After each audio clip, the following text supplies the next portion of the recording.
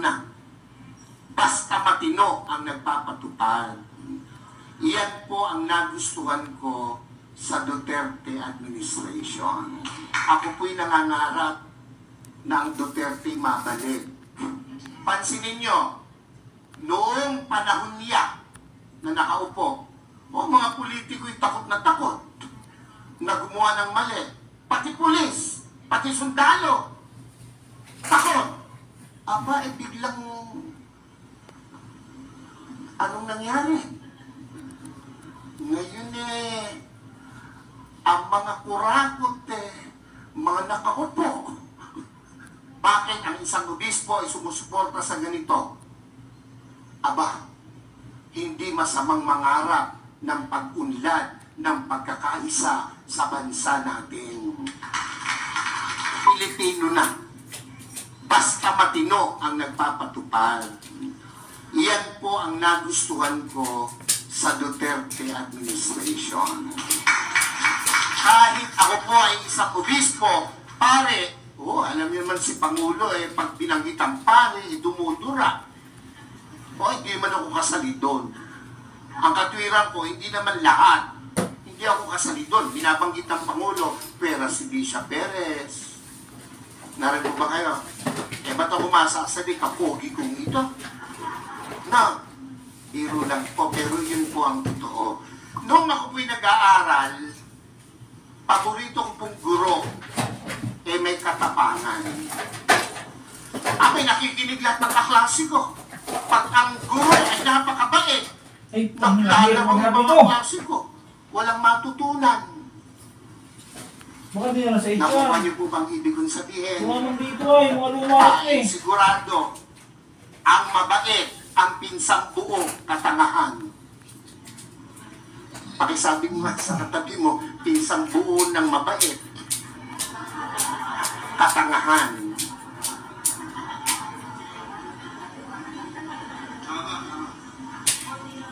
Ako po ay isang professor din by profession.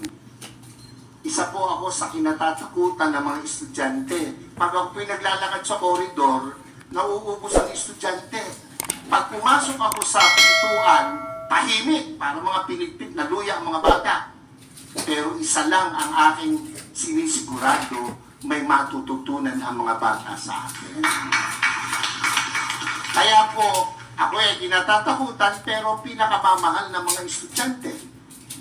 Narin po kayo. Ako po'y nangangarap na ang Duterte mabalik. Yung mga hindi pumalakpak, bahala kayo. Narin po kayo. Pansinin nyo, noong panahon niya na nakaupo, mga politiko'y takot na takot na gumawa ng mali. Pati pulis, pati sundalo, takot. Aba, biglang anong nangyari? Ngayon ang mga kurakot mga nakaupo. Naran po kayo? Ako, tayo hindi pinanganak kahapon. Alam natin yan. Bakit ang isang obispo ay sumusuporta sa ganito?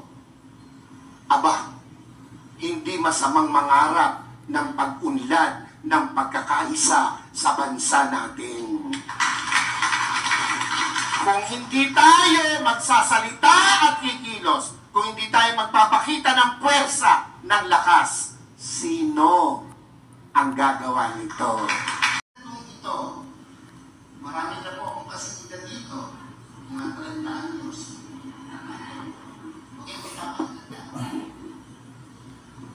Sa paglalakbay ko po, Hong Kong lang. Ang mga Pilipino, pag nasa Hong Kong, kakababali. Hindi nagtatapo ng balat ang enemy nilalagay sa bulsa. Pwede na yung makuha yung nito. Nagsasabi, nakasama ba kayo dyan na medyo kumakalawa? Ang sabi ko naman, wala po dito ang kaso, kumakalawa ka o dito ka man sa kanan. Wala po kaso yan, basta iisa ang ating adhikain to impede sa Duterte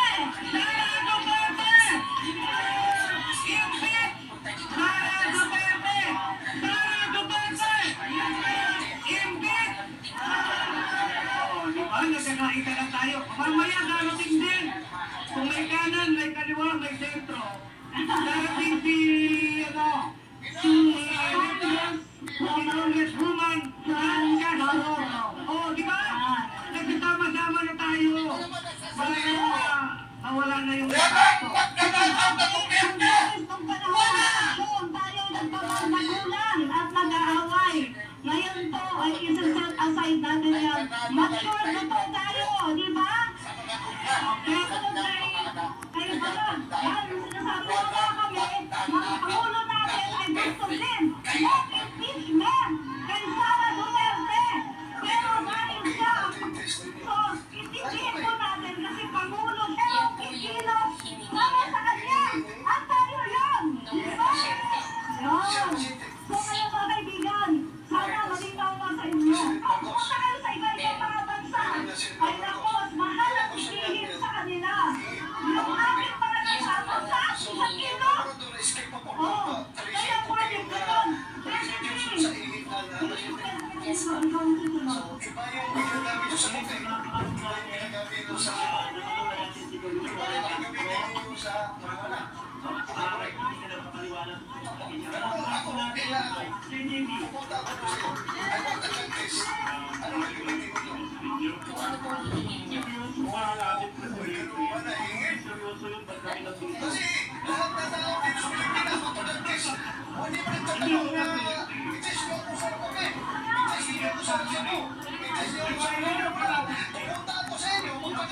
Karamanan po yung mga ginawa niya sa confidential fund. Sabi natin, paglulustay, pagwawag sa pera.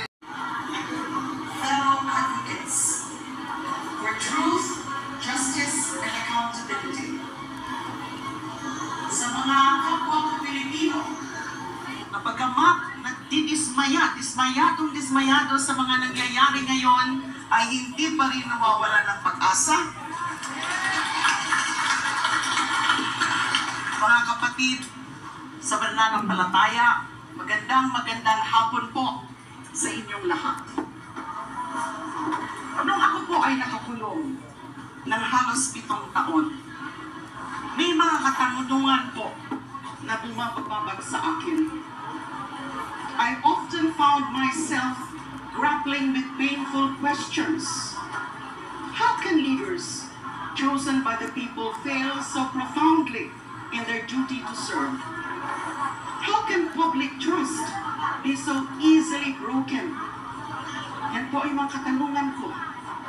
Over time, one truth became undeniable. Betrayal of public trust is not merely a failure of governance. It is a moral wound that scars the soul of our nation. Yung kaluluwa ng ating bayan. Impunity thrives in silence and in action. Without transparency, there can be no trust. At yung mga matataas na opisyal, kasama na dyan, yung pangalawang pangulo, yung pangalawang pinakamataas na opisyal sa ating bansa, yung kanyang blatant disregard for accountability demands swift and decisive action. The Filipino people deserve no less.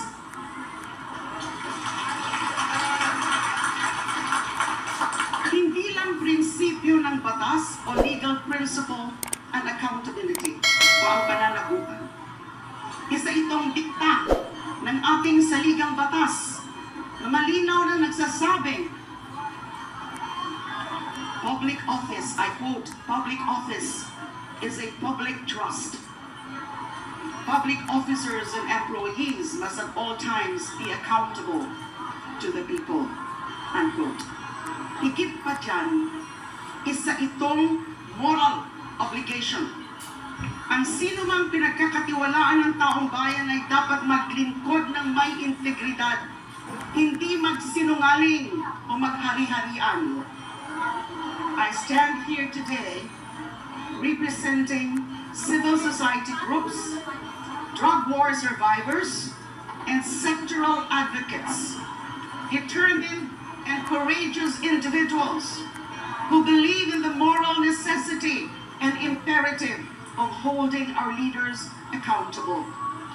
They have come together in this sacred space, united by a shared purpose, to call for truth, justice, and the urgent action our democracy so desperately needs.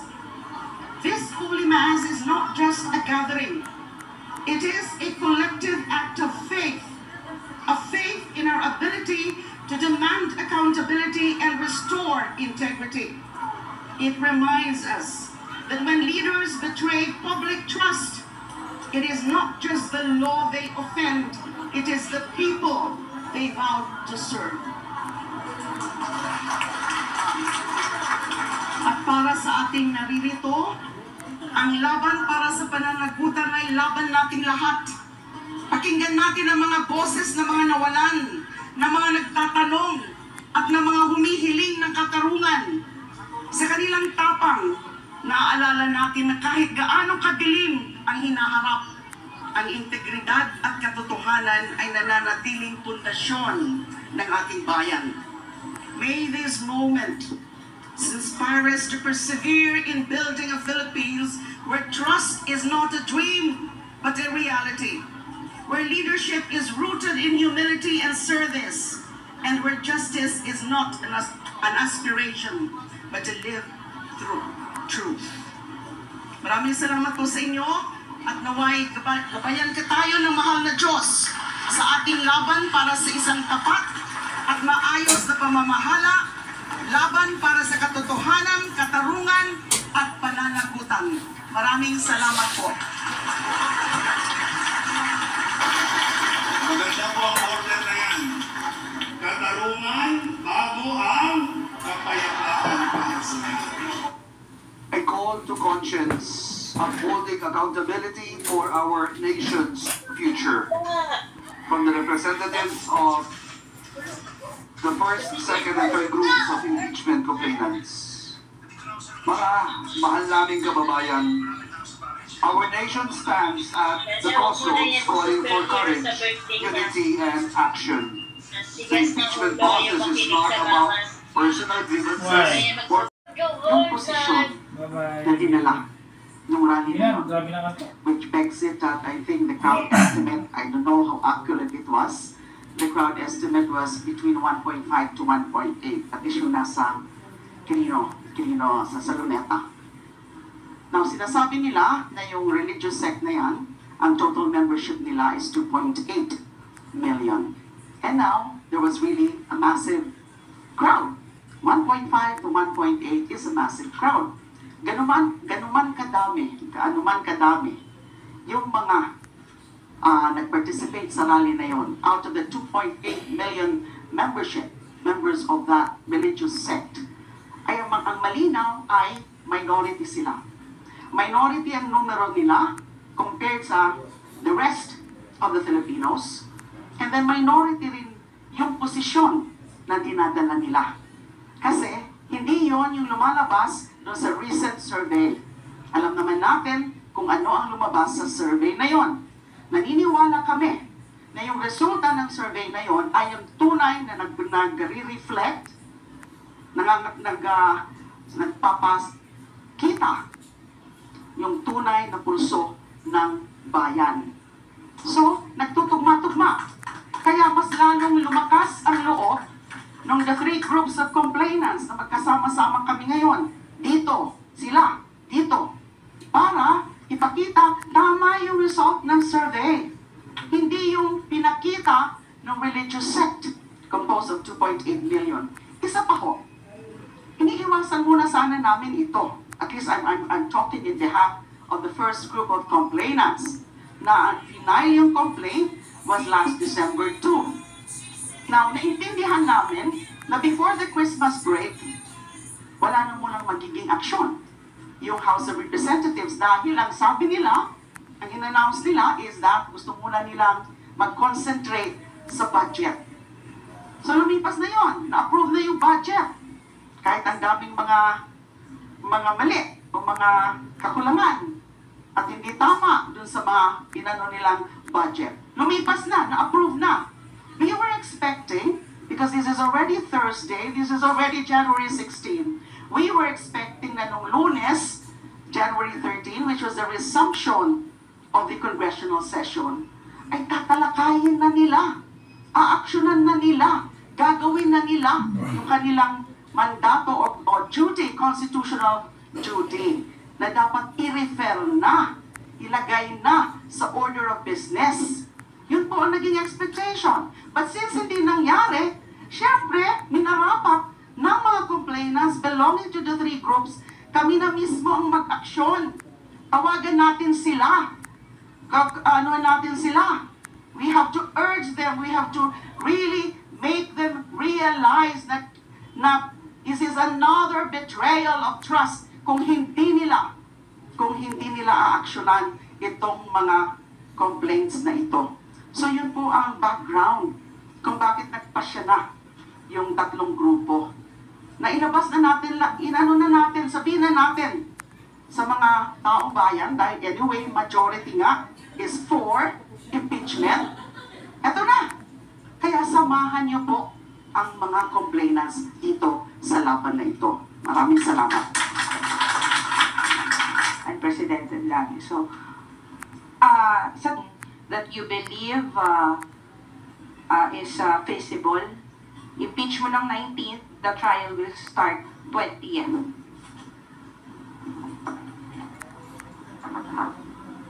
May impeach before elections, may impeach before the end of the 19th Congress, pero yung trial sa Senado would happen after the elections and during the 20th Congress. Bilang abogada, sa tingin ko po, that is a very open question. And that is a question that will most certainly reach the Supreme Court. Now, lalo pang makakadelay kung may ganon, mga legal, constitutional issue. At hindi pa makakasiguro kung ano ang magiging desisyon ng Supreme Court. Because it is an open question. It's now a question of whether yung nangyari, yung naumpisahan ng isang kongreso na iba na merong mga representatives from both the House of Representatives and the Senate.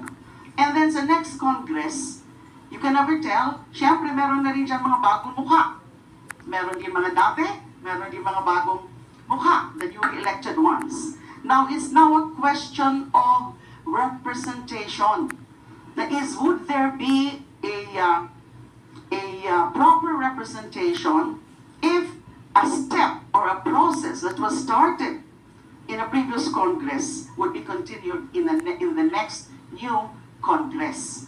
So that is an open question. Pero kami po, kasi, yung mga complainants is that gusto namin kung talaga magkakaroon ng legal issue, ang magiging posisyon is that ito kasi, this is not really the core mandate of Congress.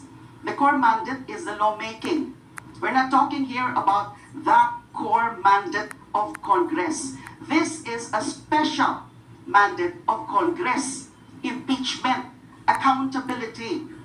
So, pwede ba yon yung principle na yon na hindi na pwede? Kaya nga pag lawmaking, yung mga final mong dating mga bills, kung nanalo ka uli in the next Congress, you have to refile it. You are back to square one. Now, ito, ganun din ba ang rule? Open na naman yan. Kaya, since ayaw namin na itong issue na to ay lalo pang ma-delay dahil hindi nila tatapusin before the end of this Congress, kaya kami ay kinakalampag na namin sila. Every day that you are sitting on these impeachment complaints, ay nandyan nadadagdagan yung kawalan ng tiwala ng karamihan ng mga Pilipino because it's supposed to be your duty. Meron ba bang time? Meron ba bang oras? Nasa kanila na yun magkaka-oras kung gugustuhin nila. Kaya kinakalampag namin sila. Kasi kung ganon magiging process na impeachment muna ngayon and then impeachment and then trial after the next Congress, ay lalo pang madidili yan. And more importantly, we have the momentum. Fresh pa sa kamalayan ng karamihan. Kasi di ba yung nag-umpisa yan sa Quadcom? When did the Quadcom start? First quarter ata of last year, I was asking Kong Percy, and then followed by the hearings dun sa Committee on Good Government and the Public Accountability, and then yung mga budget hearings. Kakalimutan na lang ba yung mga naging findings doon? Fresh pa. Buhay na buhay pa yung mga issue ngayon. So, we have the momentum. Anything can happen after the election. Baka mas meron pang ibang mga issue na naman na makakalimutan yung mga issue surrounding VP Sara. So, mas gugustuhin namin ngayon na within the 19th Congress. Thank you.